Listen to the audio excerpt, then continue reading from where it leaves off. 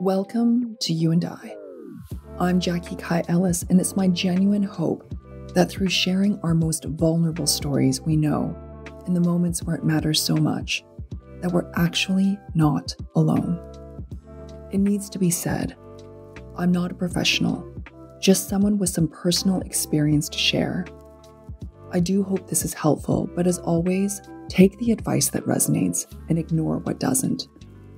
And don't hesitate to seek out professional help through a trusted source. We have resources on our website. And I want to provide a warning that this episode discusses sensitive topics such as depression and suicide. If you or someone you know needs support, you can find help at talksuicide.ca. This month's question brought up so many memories of my own past pain. It touched such a raw and deep place for me personally, so much so that I cried for my younger self and for the many people out there that have felt this very same way too. Wanting help, needing help, but feeling like they don't deserve to even ask for it. They write, how do you find the courage to speak with a therapist or find help in ways you might need but do not feel worthy of? The asker didn't leave a name, so I've decided to name them Worthwhile. This question gets to the heart of why I love spending the many hours on creating this podcast. I want to diffuse the shame around human hurt, the hurt we all go through, so often alone, so often needlessly. Mental health isn't always discussed openly, maybe because our culture creates shame and fear around even saying, I need help. It is my hope that this can be that safe place. Our guest, Ben Miller, is someone who creates safe spaces. He founded Worth Hats, a hat company that provides financial assistance for counseling and therapy for those who can't afford it. It was inspired by two of his close friends, both of whom took their own lives because they felt isolated and alone and didn't feel comfortable reaching out for help. Worth's mission is to destigmatize conversations around mental health, to make help as available as possible. And they want their hats to serve as a reminder that when going through difficult times, there are always people to reach out to, and that we're never as alone as we sometimes think we are. Here's my conversation with Ben. Hi, Ben. How are you doing? Hello. Hi, Jackie. Doing well. Thank you so much for joining me for this episode. This anonymous question, the question was, how do you find the courage to speak with a therapist or find help in ways you might need, but do not feel worthy of? And so I always make up a little name for people, and I named this person Worthwhile, which is really appropriate because the company that you started is Worth Hats. Can you tell me a little bit about how you started it and why? Yeah, the short version or the long.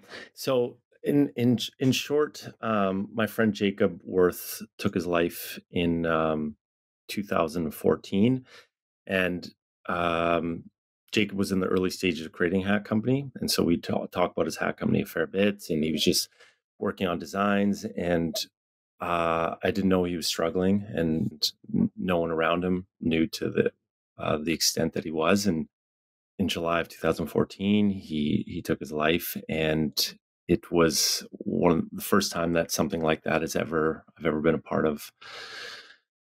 A close person in my life having taken their life by suicide, and so it was a very hard time. But the one thing that's just stayed with me was I was going to help him have his hat company, or just have cross that off his bucket list for him to have his own Worth brand. So I did 25 Worth hats for his closest friends and family, and I gave them to his closest friends and family, met his family, and each hat had a tag around Jacob's dream, and that we're never as alone as we sometimes think we are, and we need to be able to reach out to people, and that's all that Worth was meant to be. It was just meant to be a one-off. For those 25 hats to be created, I had my hat, and it wasn't until 2017, when I had another close friend die by suicide, that I received a message about a month after his death, asking if I had any more Worth hats, and that this individual would love to have one if I did. And if I didn't and ever decide to make them again, he'd be first on the list to get one, as it serves as a good reminder. And it was that message that stayed with me through the grieving period of Philip's death. And it just didn't leave my thoughts. And in June of 2018, I decided to put Worth hats back into the world, and with the bigger message around counseling and therapy, and to support counseling for those who can't afford, but also to really break down the stigma around it as well. Had you ever experienced someone close to you with depression or mental health struggles before that? You know, so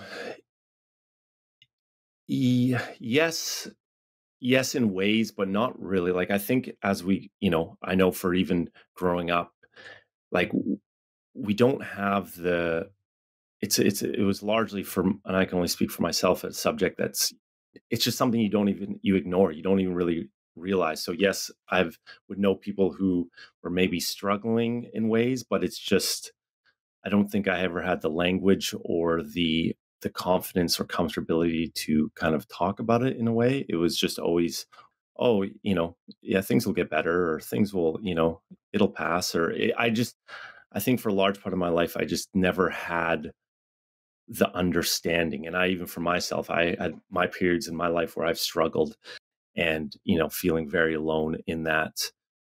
And, you know, I just think never having the uh, emotional vocabulary or confidence to talk about it, or to think that anyone else would want to talk about it. Like, I always for myself anyways viewed it as, and I'm aware that it was not even a conscious thing, but like, why would I share a weakness or something that's not good about me? No one wants to hear about that, or that's not like there's nothing good about sharing that. So why would I ever share that? Um, yeah. So Do you think that comes from the way that you were raised, whether it's from your family or from culture? Because I personally do think that men in general are raised in such a way where it is a lot harder to talk about weakness and there's a lot more stigma, I think, talking about your emotions and things like that. yeah, I think it is interesting where again, a lot of this wasn't a conscious choice, like it was, or a conscious thought of like, oh, it was just built within me. And so that's it. you know, yes, upbringing for sure, and how parents model behavior, and being able to kind of, uh, understand from a younger age what's going on within you. Like, I always kind of say that I believe we make life a lot harder than it needs to be. And I think that's around, from a young age, we're not really equipped with the tools and the language around what's going on, and how to express that. Like, I never felt like I had the space growing up to share, what I was feeling. Or you don't even know what you're feeling at that, Mhm. like at that age. You don't even know you just know that, like, oh, this doesn't feel good, but you don't know if that's not normal, or what's normal or what's not. Like, it's so, you just try and persist. You're like, and you're like, okay, you just try and go forward in any way. And so, um, yeah, back to the question of, I've definitely had different friends and people who've struggled, but it wasn't really until my journey through Worth where I really started to understand what that, for myself and for those around me, what that kind of means to, to be vulnerable, or to ask for support, or to provide that support for others. And how has worth taught you that? If you could think of one moment where the idea of being vulnerable crystallized, what would you say that was, if you could? Yeah, so I share a story. it was so this was before Worth was like brought back into the world. I'd moved back to Vancouver, and I had a friend who I'd always looked up to. This particular individual. I'm like, oh, I just really looked up to him. Thought they were, really cool. They always, you know, a big part in the community in ways. And I remember he had a book up around counseling in his office, and I just, oh, that looks interesting. And he started to talk about counseling. He said, Ben, you know what? It's interesting. I've always, in the past, I'm a very open person in the sense if I'm going for lunch, I'll share I'm going for lunch. If I'm going to the physio, I'll share I'm going to the physio, or whatever I'm doing, I'll share that. But when it came to counseling, going to see a counselor, I would never share. It would always be this something else. I was doing something else. And I just decided one day that I'm going to share that, I've seen a counselor for many years, and it's had a tremendous impact on me. And it was honestly that moment where in my head at that time I was like, wait, this person, he sees a counselor, like, what you have everything, like, in my mind it's like you have it all, like you are, like, I look at you and you're a role model in ways of who I would want to be. And I just, those two things didn't correlate to me. Like, I still, even after, in ways of Jacob's death, I still didn't fully realize for myself. And it was that moment where this individual sharing that they've seen a counselor, they've talked to a counselor, was enough for me to go. I was going through some things at the time to go and talk to someone. I went and talked to the counselor that they go and see. And that was my gateway into experiencing counseling for the first time, seeking professional help. And I've always tried to carry that forward. And I've always remembered that it has such a huge impact just to share. If you're going to see a counselor, if you're someone who does see a counselor, just sharing that. Oh, I have a counseling appointment at 3 p.m. today. Like, in your every day-to-day conversations, and I do it all the time. If I'm not, I don't hide it in any way, because it is just human. Like, it is so human, and so just through Worth, I like view it almost as the opposite. It's like, I find it crazy if you don't go see a counselor, if you don't seek support, because like the thought of going at life alone, and like in a way that's like without, yes, there's friends and talking friends, but like not to have someone in your corner who you can go and have that, like, just absolute intention that this is your time for that hour or however long it is. Like, that's the place where we need to get to, where that is completely normal. It's like very unnormal to have it where we're not going and talking to someone, and that's what it's something from a young age. And it goes back to, like, if we had that from a young age, I do believe that life would be, it would still be challenging and hard, but we'd have the tools and the knowledge and the vulnerability to kind of to go at it in a way that would cause a lot less long-term pain overall.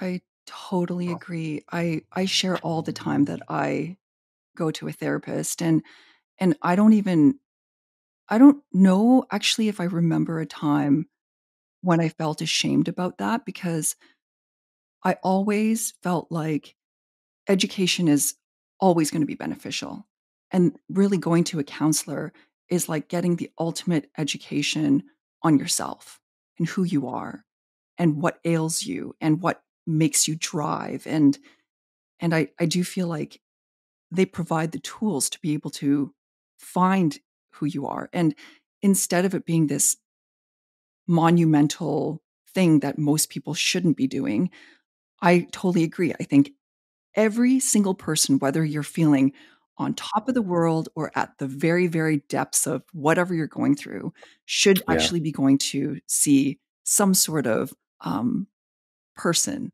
that can Yes. reflect back to them or just lend an ear. That's it.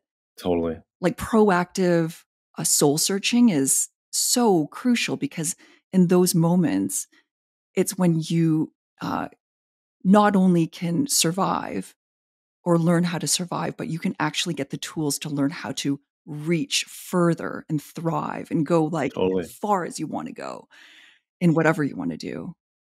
Totally. Yeah, you can, say that whether you're at your best or your worst and everywhere in between, I'm like, it's beneficial to go and talk to someone. And then there's finding that right person and the right fit and what, what serves you. That can be sometimes a little bit, figuring that out, and, someone who you really connect with, that can take a bit of time, but it's just that first step is finding one or a couple people that you can go and chat with. And yeah, it's just going to have a huge, huge impact. I lost my father a couple of years ago, and it was interesting. Like I talk a lot with Worth about being proactive, trying as best we can, like, trying to be proactive with your mental health, and just, maintenance and just checking in, and, it's just much harder when the barn's burning in a way, or if you're starting to really fall down, to like try and pick yourself back up.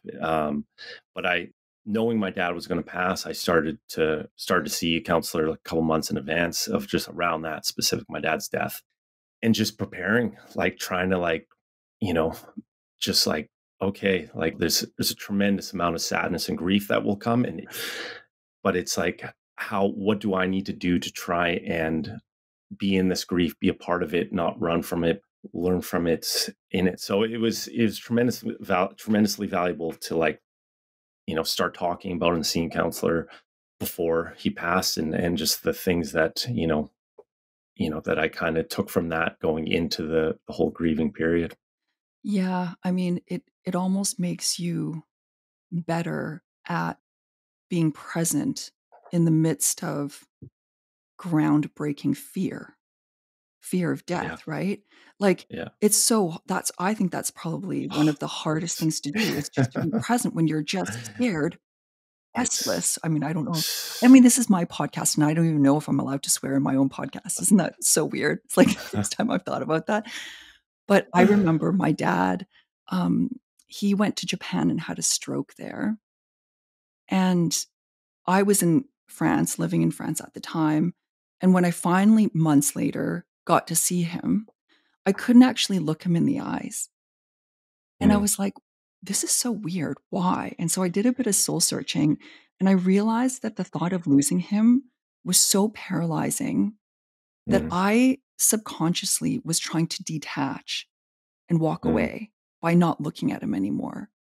mm. And I thought to myself, I will be living only half of life if I choose to divorce myself from the pain that comes with love.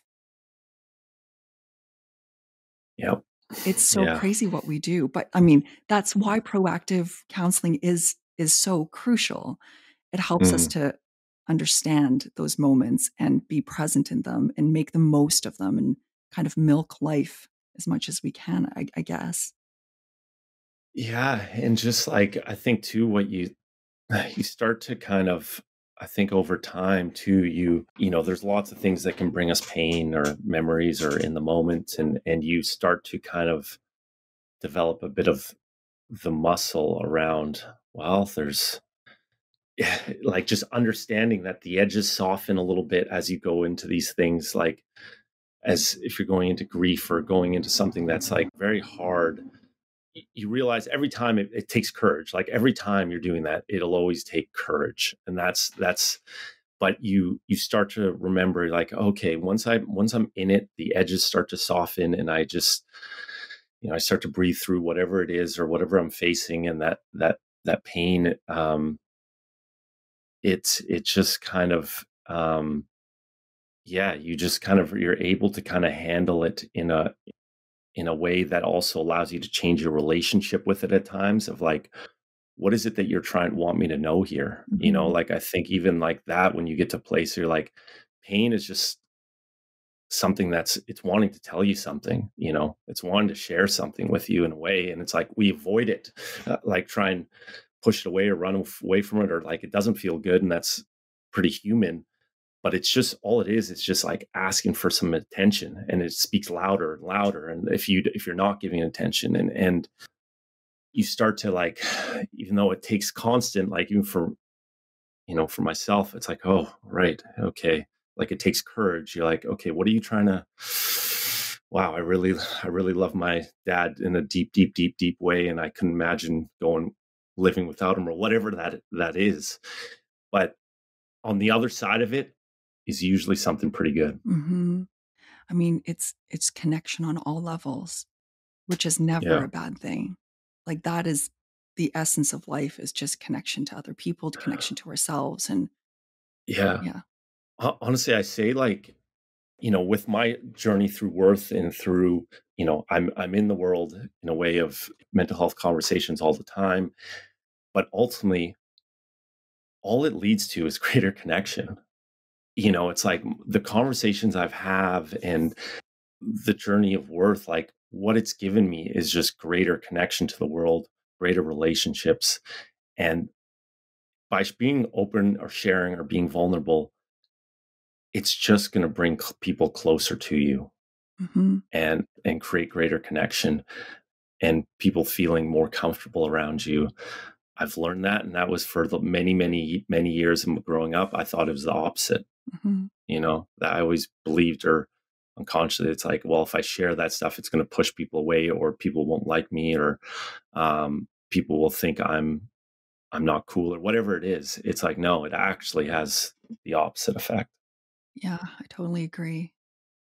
Let's go back to Jacob, because now I hear you, and I just wonder if do you ever wonder what you would have done differently if you know what you know now and could go back in time? Yeah, I.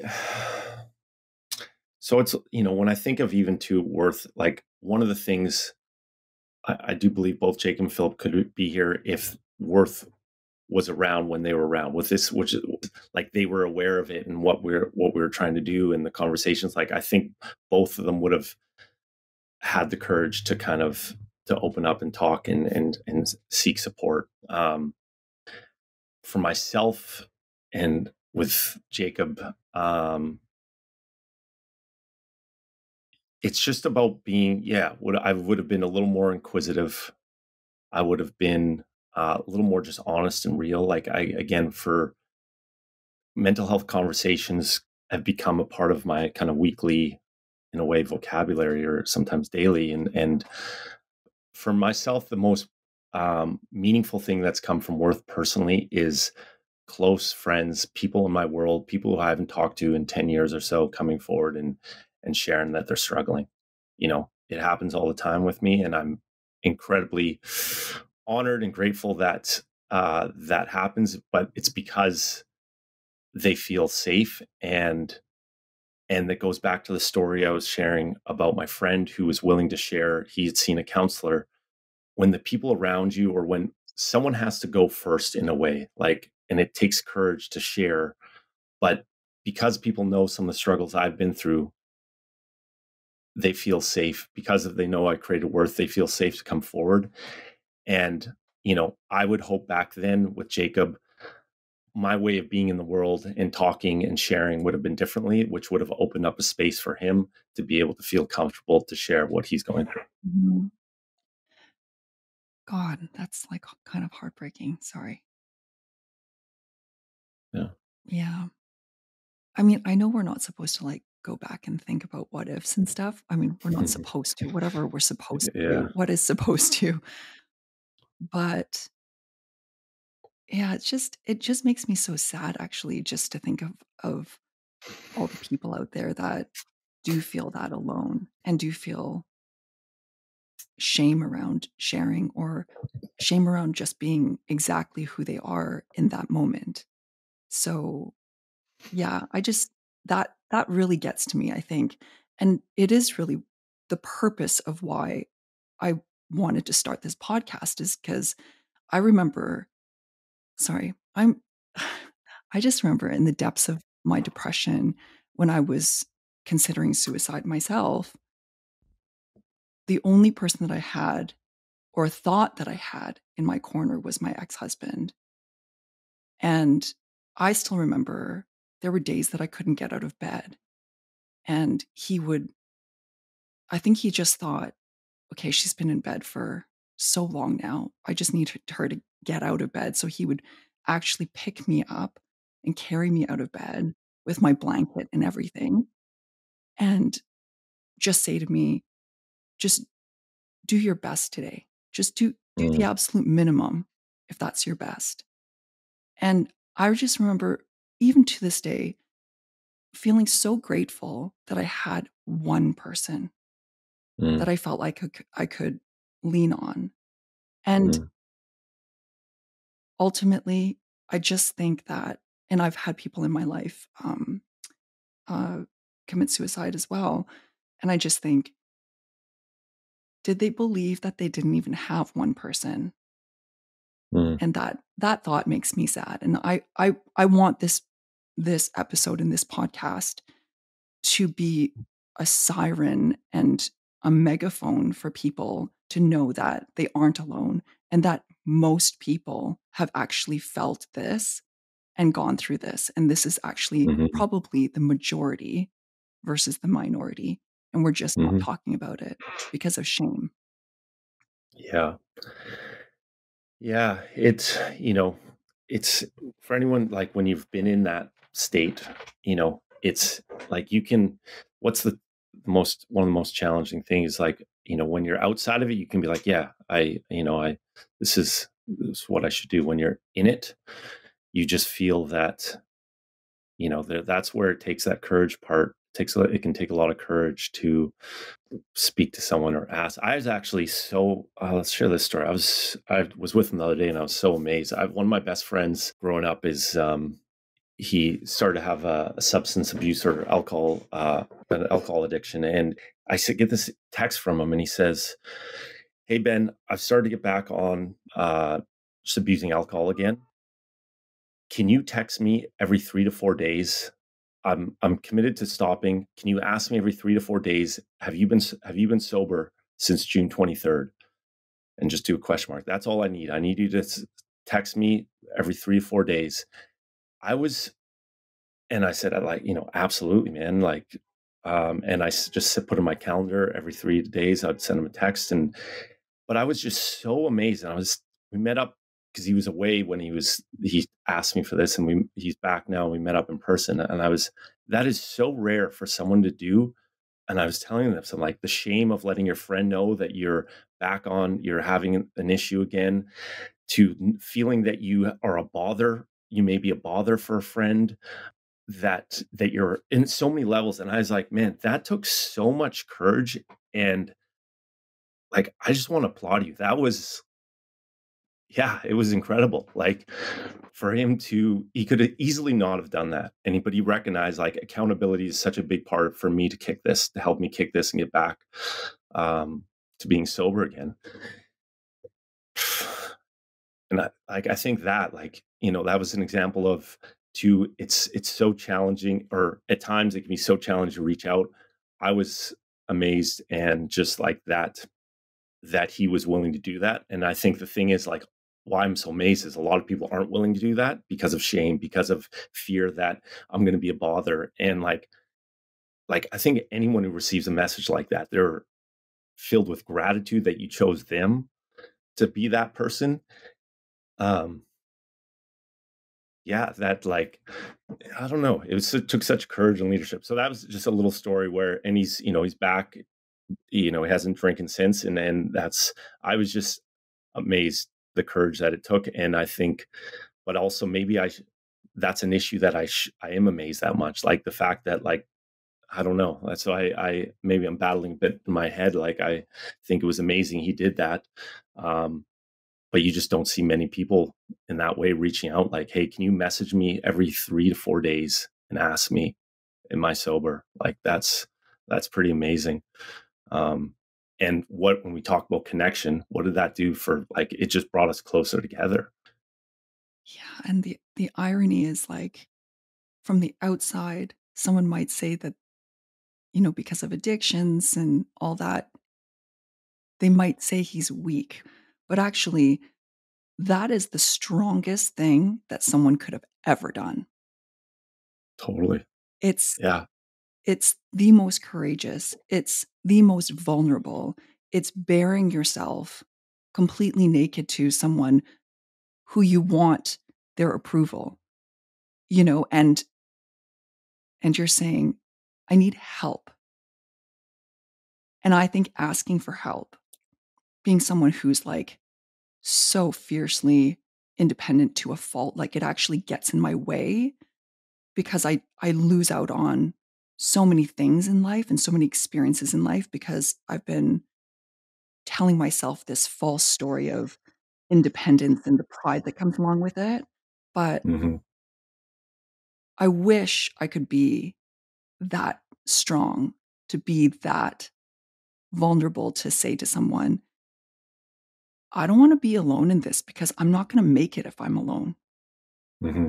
Like, I need you.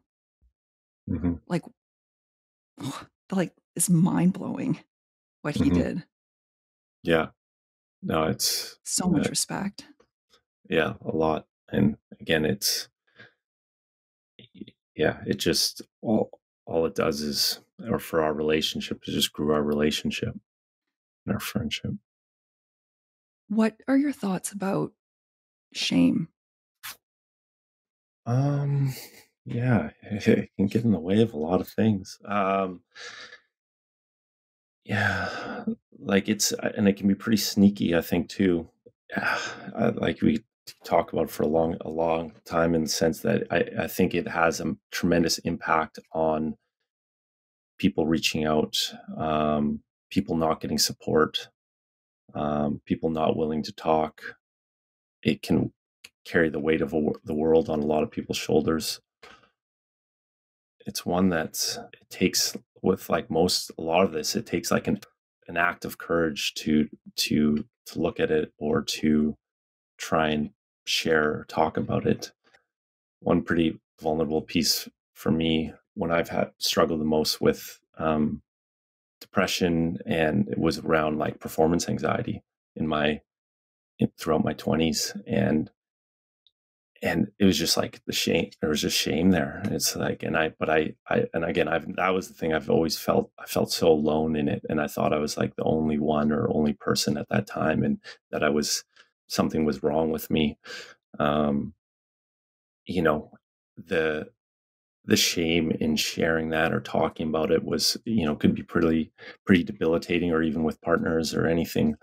It goes back to, for me, overriding that a bit was a story around just another friend who was willing to write an article about it, about his own journey. And that was what kind of opened it up for me and gave me the courage to again, like, to just be able to move through it, but also like come out the other side in certain ways, and allow it to be a source of strength too.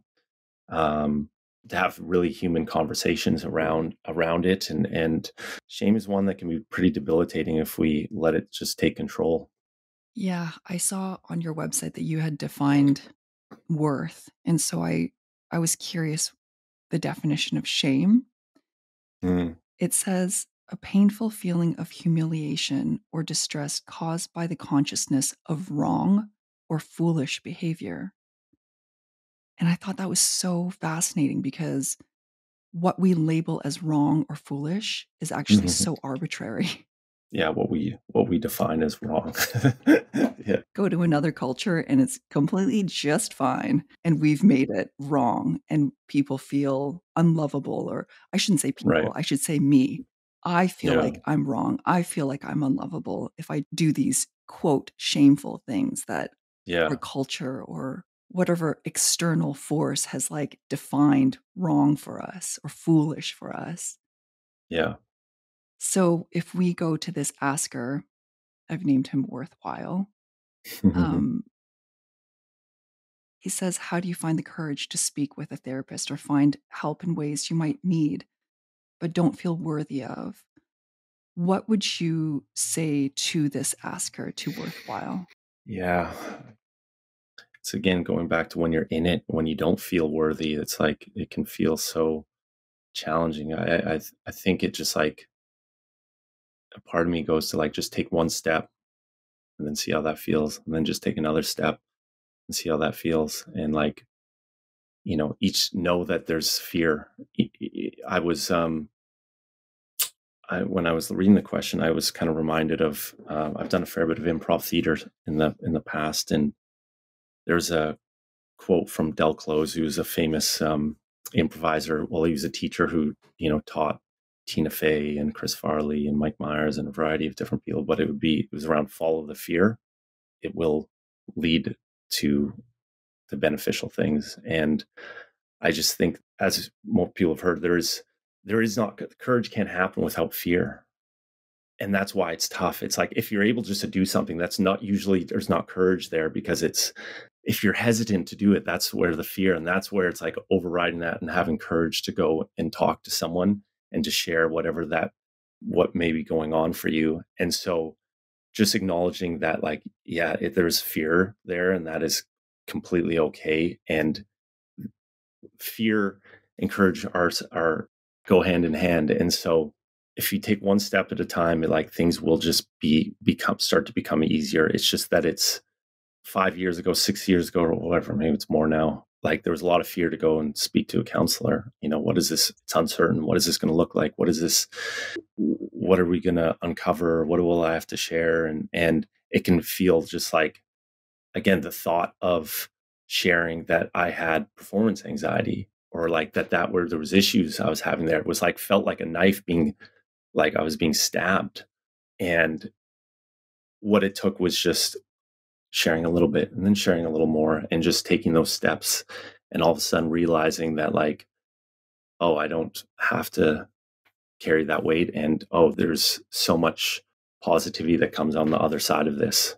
So yeah, but I do think the biggest one is just acknowledging that there's fear, and that will be okay. Like, Yeah, and I think that oftentimes there's this very Hollywood movie idea of what courage looks like. mm, Like it's supposed to be some person that's so sure of themselves, that doesn't have a doubt, that they just, walk right into that situation. And I don't know, for me, courage is usually has not looked like that.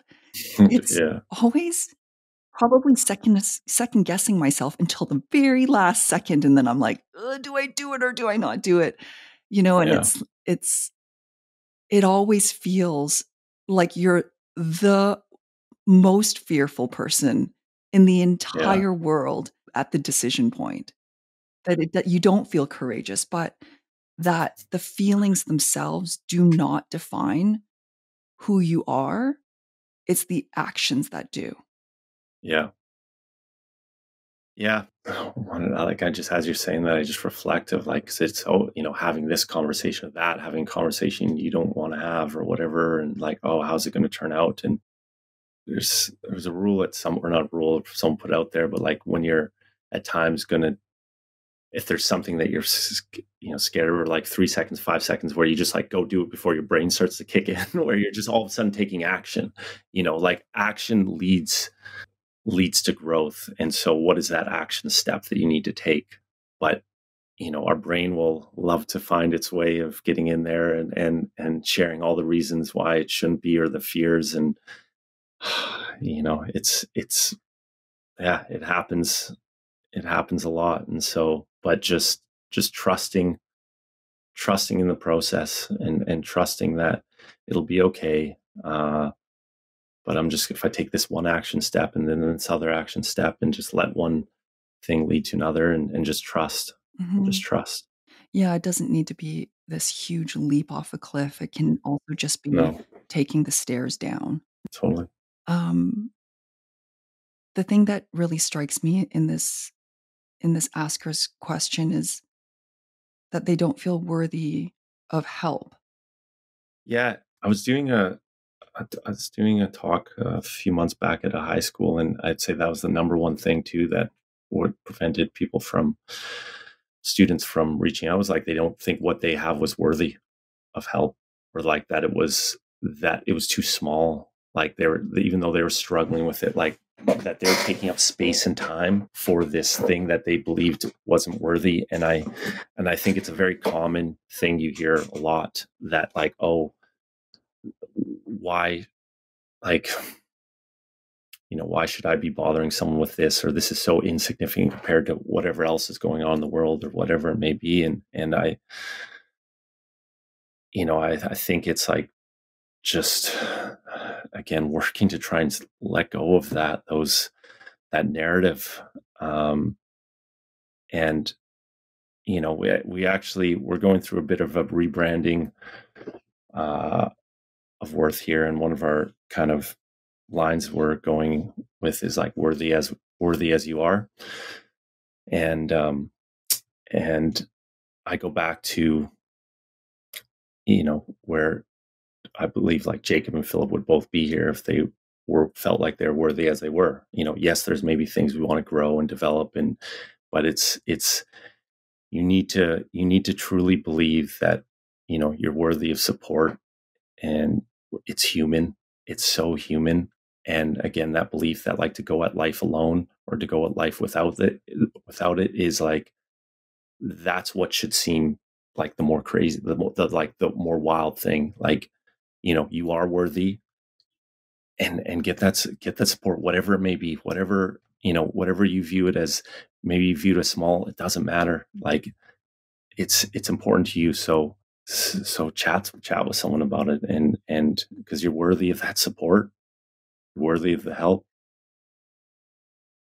What is your go-to action step when you're feeling unworthy?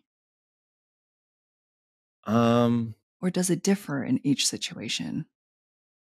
I would say like my go-to when I'm out of sorts, or just like my head is going in a lot of different directions, is like I will sit down and I will just start to focus my breath, and I will just allow to feel. I'll just feel what's there. I'll feel all the different voices. I'll feel the different feelings, and the tightness in this one part of my body or the area, and I will just trust, and believe that things will be okay here.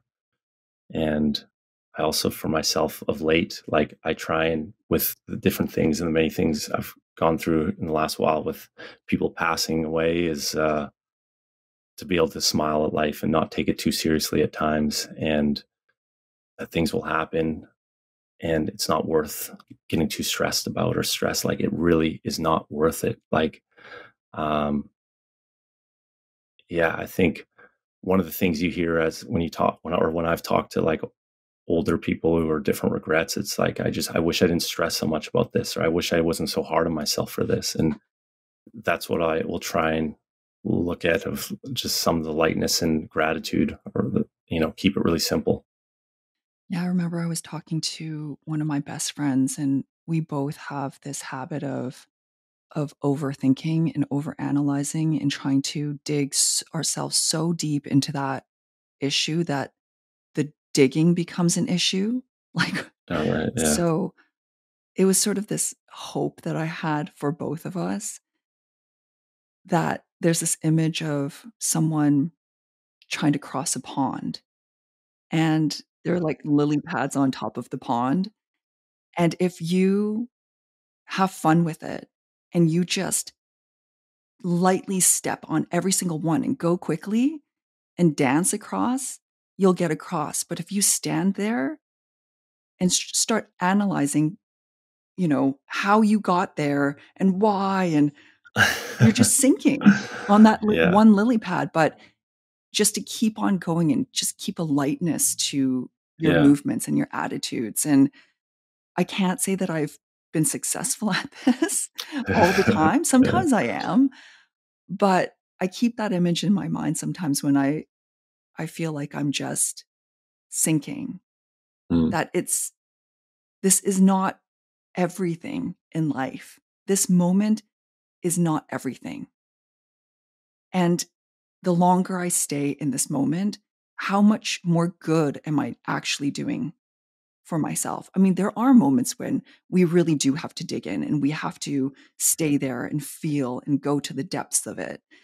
Um, but for me, at least, as a chronic overthinker, I'd say those moments are way less than when I actually do them. Yeah. Yeah. It's definitely times where, again, I go back to like, hey, what's the action thing? Or even just the other day, I was feeling not great, and I went to go meet up with some family about in Fort Langley, so about 45 minutes away. And I had a conversation with my stepmom, and that conversation, it was like, wow, oh, again, I almost forgot that I was feeling bad. I got out of my head, I just got out of my head, and I was able just to chat and to talk and to laugh. And yeah, because when we're just ruminating on things, sometimes it can start to just spiral and just be hard. Yeah. I think, especially when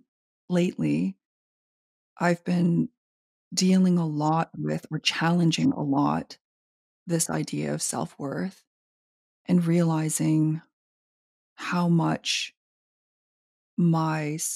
lack of self worth affects every part of my life Mm, and how little I feel an ownership to the space that I take up in the world.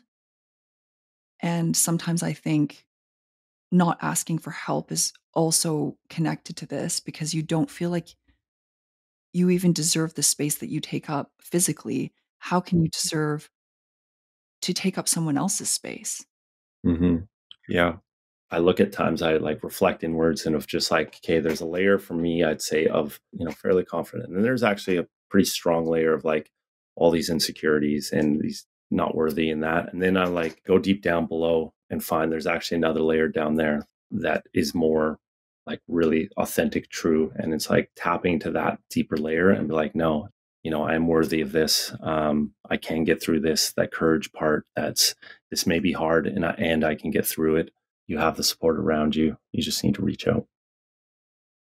Any last words for worthwhile, our asker? It's worthwhile. Yeah, feel free to reach out to me if you ever want a conversation around, my journey, and always willing and open to support someone to try and find a counselor that they think would be a good fit. And that's what worth is about. Is trying to find that support and breaking down some of those stigmas and barriers around that. So yeah, for worthwhile, you have me in your corner if you want me. If you want worth to be in your corner. That's awesome. Thank you so, so much for your time and for your just sharing your experiences and for your vulnerability. I super appreciate it. Awesome. Yeah, thanks so much, Jackie. Likewise, I really appreciate you having me on. Dear Worthwhile, the first time I asked for help with my depression, it was shortly after I had done an internet search on suicide. As I typed the words, or maybe it was after I saw what came up on my screen, my mind became sober and clear for a singular moment, as if I was watching myself and I could see just how utterly wrong it all was. I needed help. I could see that. Because up to that point, whatever I had tried on my own just hadn't worked. I had never seen a therapist before, and being from a culture that saw therapy as taboo, I remember not knowing where to begin. So I booked an appointment for a checkup with my family doctor, the only person I could think of that would know a therapist I could call. When the day came to see this therapist, it was a mixture of fear, relief, and disbelief that anything could help me. I thought I was too far gone. And even now, as I say these words, with the distance of time and having now climbed up the mountain a little with a slightly better view, it baffles and saddens me that I once thought I was so unsavable and that life was too. I'm heartbroken for that young woman, the one who hurt so badly that her insides felt like they were being wrung out like a wet towel. Her depression was thick and dark. She was suffocating under the weight of who she thought she had to be worthy of life. And remembering all this makes me want to hold her by the shoulders, look her in the eyes, and say, I just wish you knew how loved you actually are.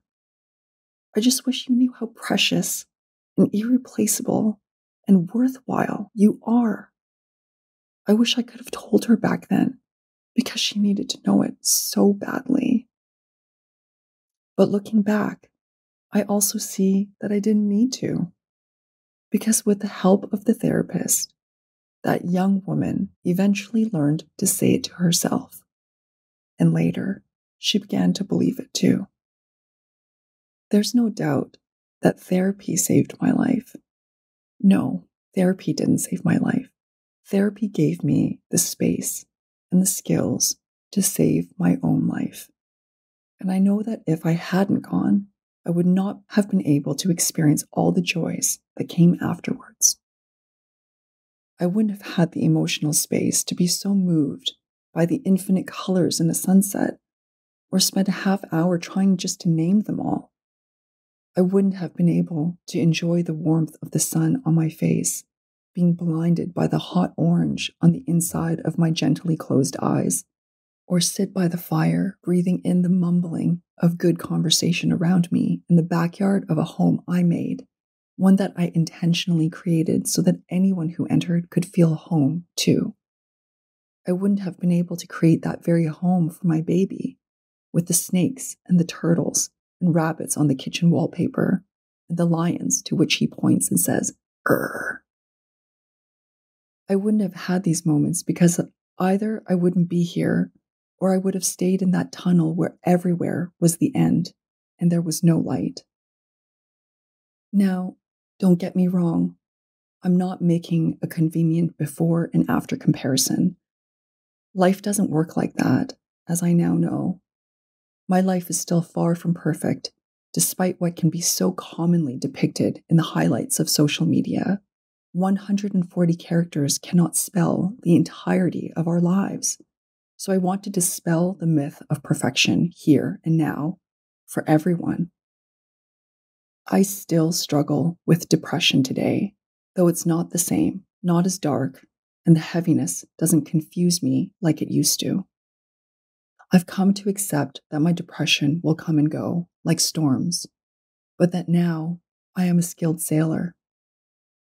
I can see that the storms return often when I'm not taking the time to connect to myself, when I sail without steering and the ocean carries me far away, or when I fight the direction of the tide, believing I could control anything outside of my own boat.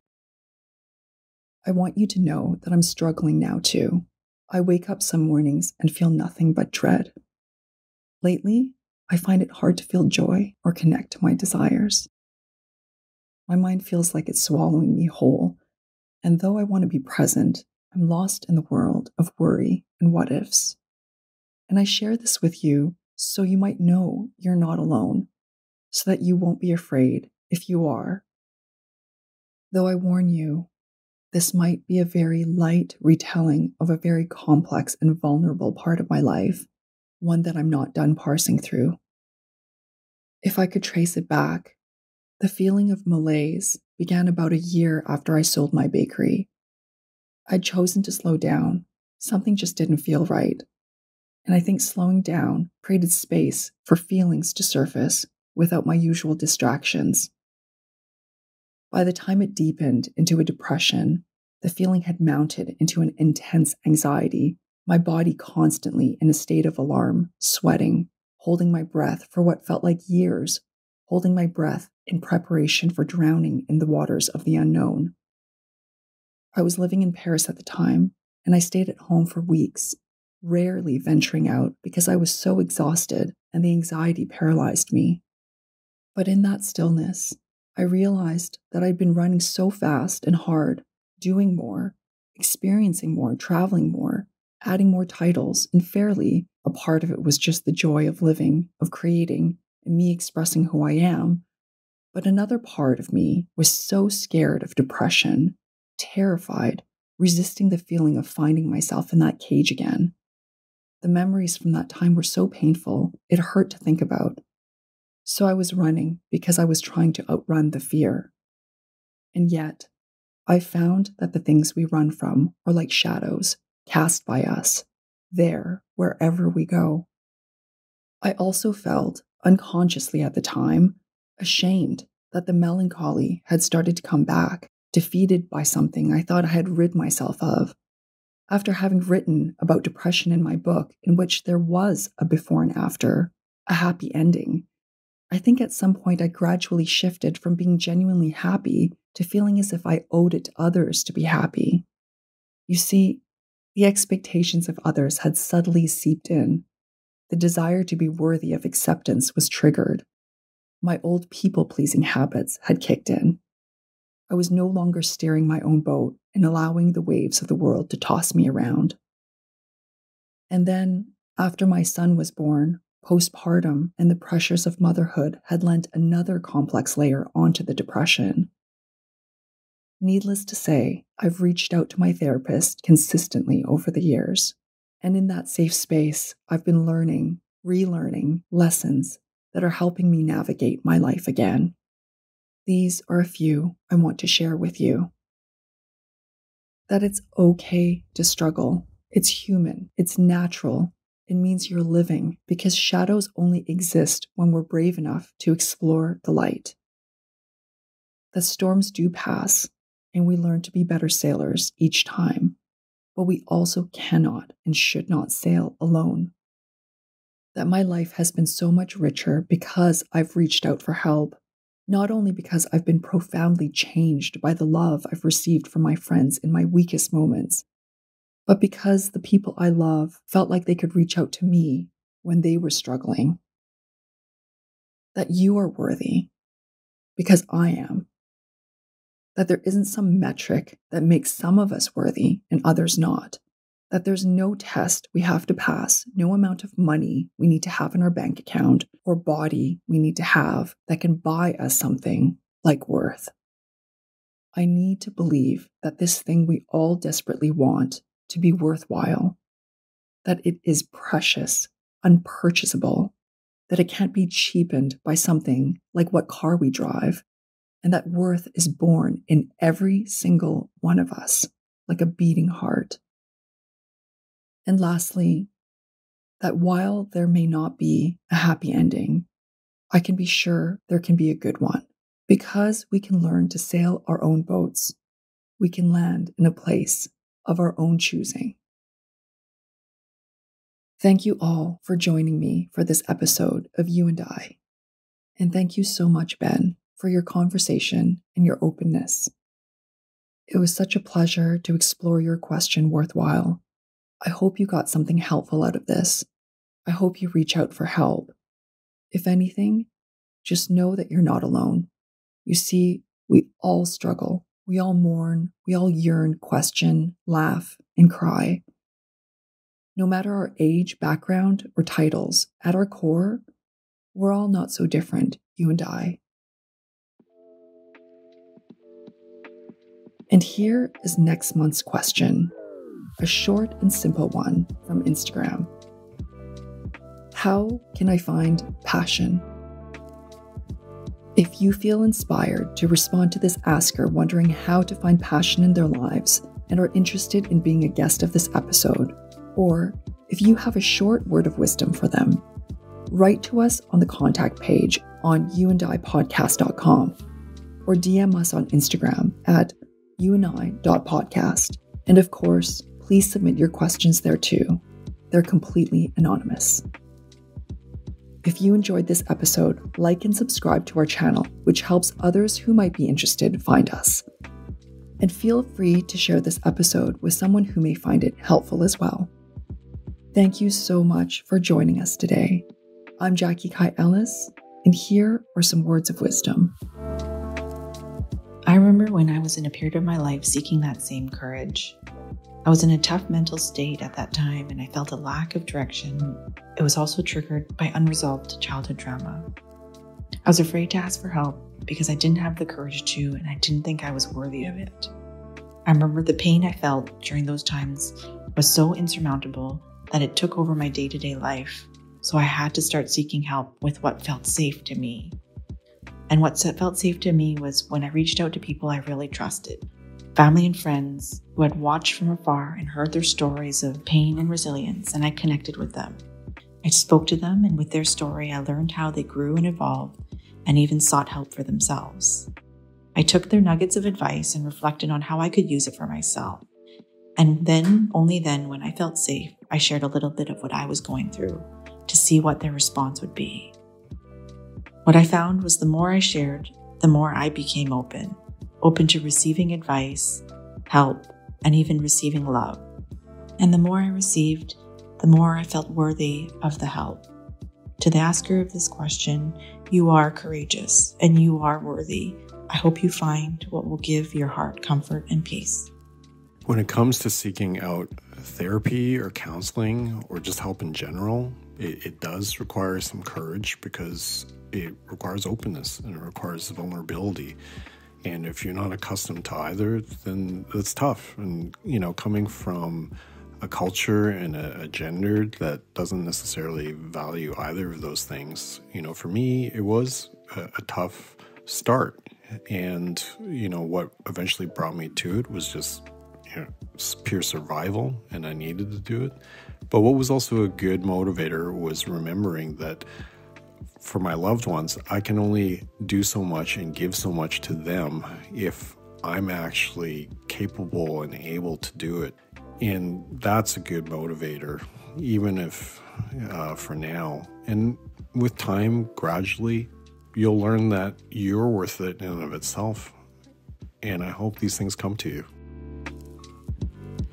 This podcast was produced and edited by More Good Media.